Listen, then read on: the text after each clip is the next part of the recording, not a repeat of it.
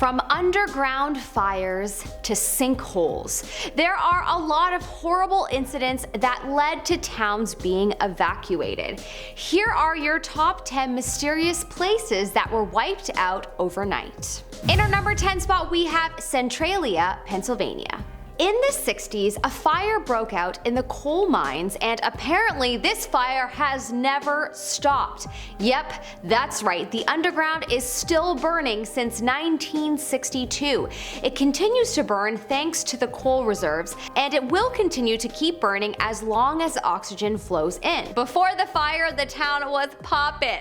LOL. Okay, fine. 60s poppin', you know, the white circular glasses, big flipped out hair and loud prints, and the Beach Boys playing everywhere. That's my romanticized vision of the 60s anyway.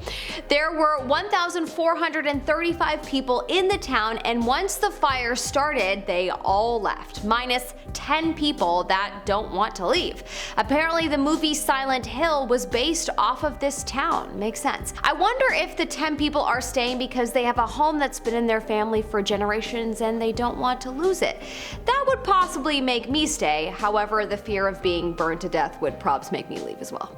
If you're enjoying this video so far, smash that like button as it will really help us out. In our number 9 spot, we have Mount Vesuvius. Yep, there have been many volcanoes that have wiped out cities, and this one in particular did quite a lot of damage. For the citizens of Pompeii in 79 AD, one day they were doing the washing and fighting on horseback. Guys, I tried to Google what the heck normal people did in that time, and you would be surprised how hard a simple question like this is to answer.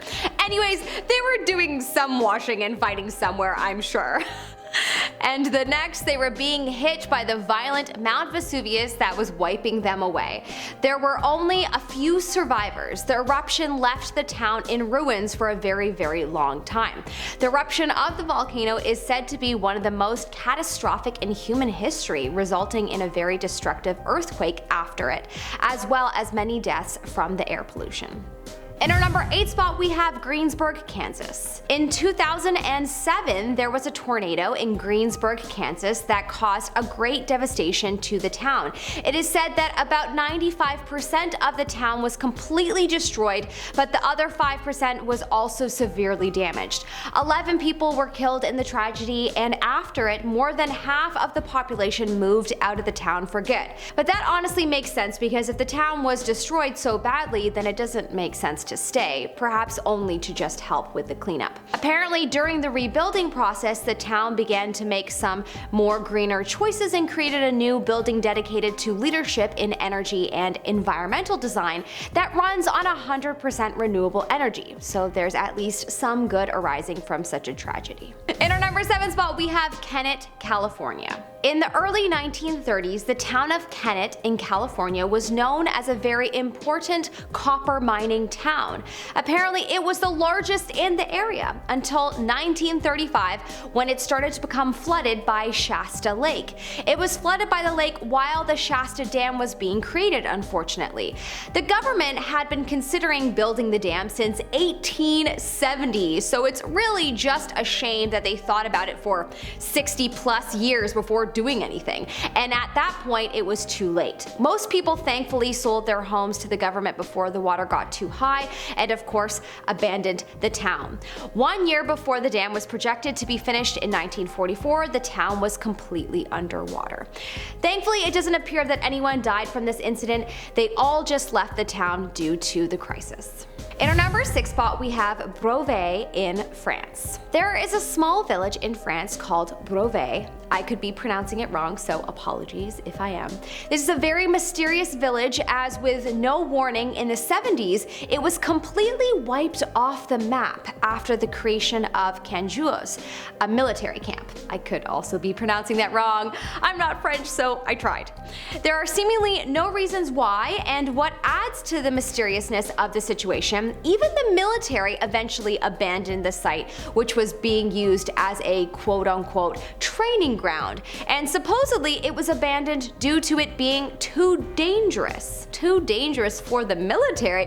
What is there, some kind of black hole in this village? Let's brainstorm. Do you think it's A black hole, B. An alien takeover. Or C. Perhaps some kind of accidental nuclear testing was done there and that's why it needs to be abandoned. I don't know, leave your thoughts in the comment section below. Whatever the reason, it is extremely weird and suspicious, that's for sure. In our number 5 spot we have Indianola. Prior to 1875, there was a town called Indianola that was located in Texas that was thriving. But in 1875, the town was hit by a disastrous hurricane that nearly wiped out the entire population, killing hundreds of people. The town, of course, began to rebuild and persevere after this tragedy, only to be hit again by another massive hurricane, and this one was even worse, and the town had to be deserted. By 1887, it was declared dead and the post office permanently closed. Much of the town is still underwater today. That's wild. Before researching this video, I had no idea about all of these towns that have been submerged underwater, and it just makes you think Atlantis could have been one of them at some point in history. I don't know. I believe it. Coming up in our number 4 spot, we have the town of Yingxiu.